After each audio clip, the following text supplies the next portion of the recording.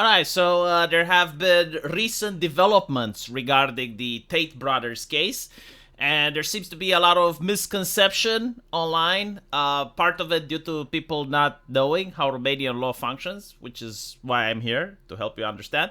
And also because people don't read the news and they heard the information from second sources. So some people believe that the trial actually went on, and at the end of the trial, the judge and the jury found the defendant not guilty. This is not the case because in Romania we don't even have a jury. No, they found certain procedural errors in the case. Procedural errors can mean anything. They haven't made public what exactly those errors are. They usually are based on how the police gathers the evidence. So even if the evidence, for instance, is legit, the way you gather it is also important. Like, for example, in Romania, if the police raids your house, they only are allowed to do it under certain conditions and certain hours. So, like, let's say the hours is like 6 a.m. in the morning, and they arrive in your house at 5:55. Even if they find drugs in your house, it is a procedural error. So, like, yes, you have done a crime, but the evidence that they got to prove that you've done a crime is not admissible in court. So this is what's happening here. Like, they found several procedural errors. Again, like, we don't know what they are. But it seems that they were critical enough so that the case is now sent back to the prosecutors, and they have 5 days to fix these errors. Again, it depends the type of error. Like, maybe they got a person's name wrong, in which case that's easy to correct. Or the way they gather the evidence is illegal. Like, maybe they had wiretapping without the approval of a judge. In which case, even if the actual evidence would prove that they committed the crime, it would not be admissible in court. So now they would have to strategize while removing that evidence. So for instance, like, let's say they got a YouTube video, because there's several of them where Andrew Tate is actually describing the lover boy method that he uses. Well, if that particular video is not got from an original source, right? So, like, you'd have to subpoena YouTube and get, like, the original material, the original footage. If they don't have that, and it's just like a third-party recording, like, that may not be admissible in court. Again, these are just examples of what I'm giving, because I don't know what the procedural errors are, except that they were significant enough. Now, if the prosecutor is unable to fix these errors and is unable to actually convict the Tates, then the Romanian government would have to pay them damages. For those of you that actually watched my previous videos, I explained this, right? Because a lot of people don't understand the Romanian system. Like, for some reason, they believe that the American system is the only judicial system in the world, and every other country functions based on the American system, which is really bizarre, because, like, the American system is actually the anomaly. If you look at Japan, if you look at other countries, it's, like, more close to the Romanian one. The way it works here is, like, if you're convicted of a serious crime, or if you're a flight risk, or if you're suspected of having the ability to intimidate witnesses, the government puts you under preemptive arrest. So it's kind of like going to jail with no bail, right? And you're not being charged while this is happening. Like, they're not even looking at the case. They're basically judging if you're a flight risk or not, if the crime you're investigated is serious or not, right? And they put you in a 30-day detention period, and then they can extend that. And this is what happened to the Tate. And yes, like, you're not being charged while this is happening, and this is how the Romanian system works. And again, like, it frustrates Americans. I generally, like, don't know why that is, because, like, in America, you can also be placed in jail with no bail, and it's literally the same shit.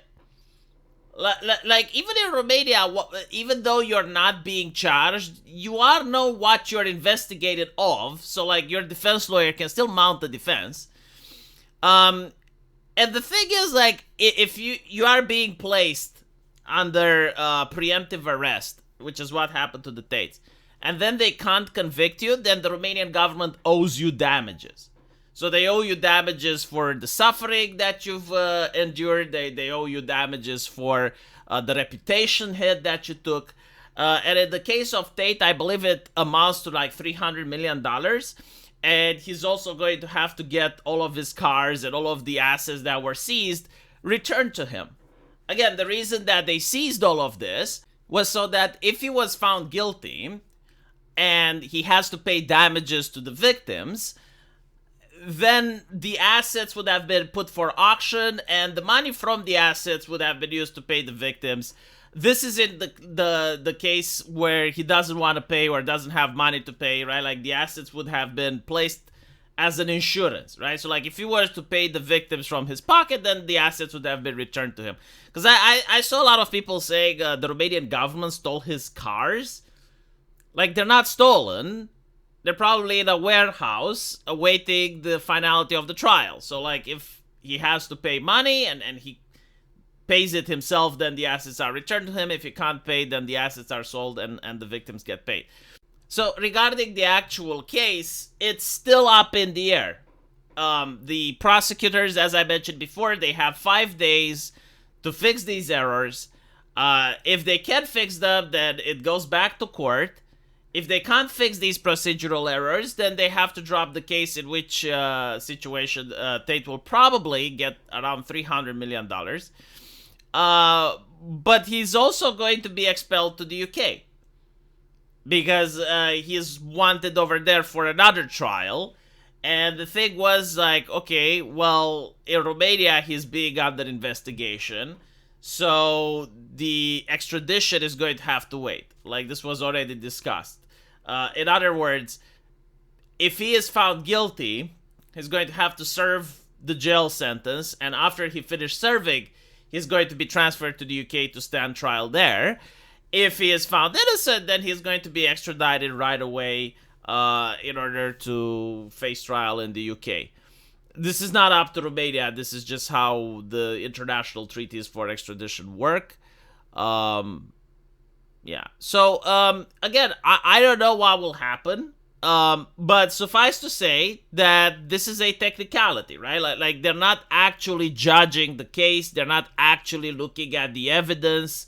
They're just looking at the way the evidence was collected. So, of course, the Tate brothers benefit from innocence until proven guilty, and if the prosecutor collected the evidence in such a way that it didn't go to court, then hopefully someone gets fired for this incompetence. I would like to point out that I heard a lot of people, Romania is a dictatorship, a fascist state, a third world country, and yet the judges are throwing away the cases from the prosecution. How do you reconcile that? Is the justice system working or not? Because I'm genuinely curious, right? Like I was thinking that the Matrix, the plot, the conspiracy, and yet here you have the judge throwing away the case. Like if there was a plot and a conspiracy and the Matrix, wouldn't the judge just make the decision faster? Like help me understand how this works, because I heard a lot of slander towards my beautiful nation, and I'm a little bit distraught. Let me know what you guys think, though. And as usual, I will see you in the comment section. Take care.